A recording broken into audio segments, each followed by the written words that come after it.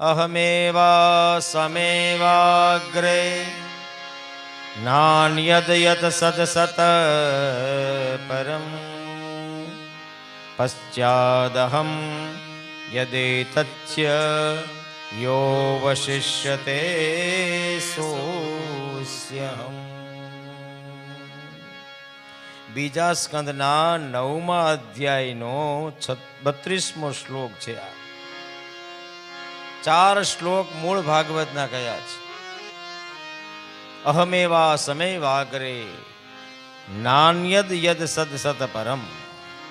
ભગવાન કહે છે બધા કરતા હું અગ્ર છું, આગળ છું. ભગવાન ભૂત છે, ભગવાન વર્તમાન છે અને ભગવાન ભવિષ્ય છે.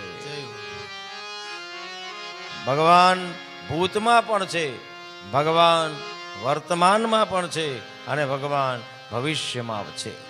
અહમેવા સમેવાગ્રે, બધા કરતા ભગવાન અગ્ર છે. જેટલા ભાવથી હું યુક્ત છું, રૂપ ગુણ લીલાઓથી સમન્વિત છું, તે બધાના તત્વનું વિજ્ઞાન મારી કૃપાથી જેમને પ્રાપ્ત થઈ જાય છે.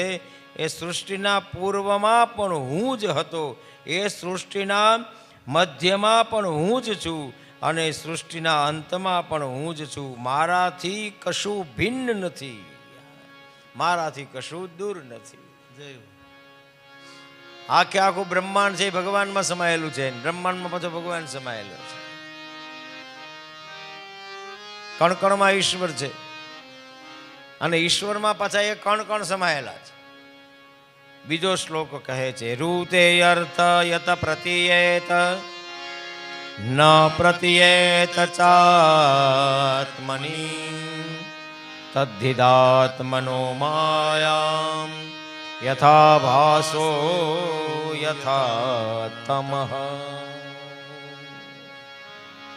જેમ આભાસ અર્થાત કોઈ વસ્તુનું પ્રતિબિંબ જે છે એ ખરેખર કોઈ વસ્તુ નથી, એવી રીતે આજે આખી સૃષ્ટિ છે એ ભગવાનનું માત્ર પ્રતિબિંબ છે, પડછાયો છે. પણ જો વાલા એક વાત યાદ રાખવાની, પ્રતિબિંબ એનું જ હોય છે, કોઈ વસ્તુ હોય એટલે ભગવાનનો પડછાયો આ વિશ્વ છે. એનો અર્થ એવો છે ભગવાન છે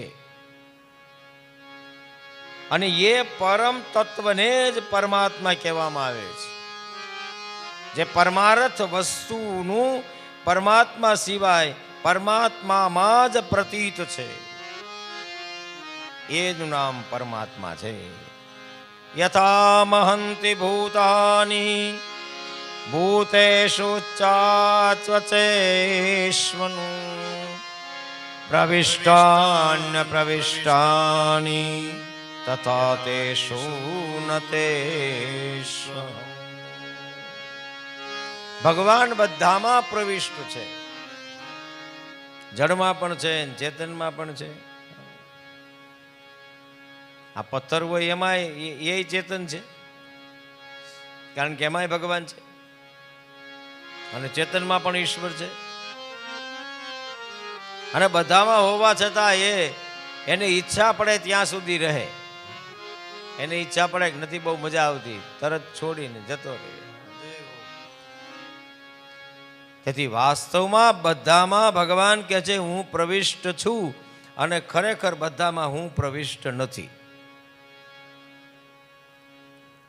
અને ચોથો શ્લોક કહે છે યે તાવદેવ જિજ્ઞાસમ તત્વ જિજ્ઞાસુનાત્મનઃ અન્વય વ્યતિરેકાભ્યામ યત સ્યાત સર્વત્ર સર્વદા. ભગવાન સર્વત્ર છે, ભગવાન સર્વદા છે. હરિવ્યાપક સર્વત્ર સમાના પ્રેમ તે પ્રગટ હોઈ મે જાના. ભગવાન શિવને પૂછ્યું ભગવાન ક્યાં છે, ભગવાન ક્યાં છે? શંકર ભગવાન કે ભગવાન ક્યાં નથી, બધે છે. હરિવ્યાપક સર્વત્ર સમાના. સર્વત્ર છે અને સમાન છે. આમાં બેઠેલામાં કોઈમાં એવું નથી કે આનામાં ભગવાન વધારે છે ને આમાં ભગવાન ઓછો છે, એક જ સરખો છે. કીડીથી ચાલુ કરો અને હાથી સુધી ભગવાન તો બધામાં એક જ પ્રકારનો છે. એ ખાય એના માટે આંતરડાની વ્યવસ્થા કરે છે, ને હાથી ખાય છે એના માટે આંતરડાની વ્યવસ્થા કરી છે. એને હૃદય છે ને હાથીને હૃદય છે ને આપણને બધાને હૃદય છે. રચના નાના મોટી છે પણ બધામાં પરમાત્મા છે, સર્વત્ર છે અને બધામાં સમ છે.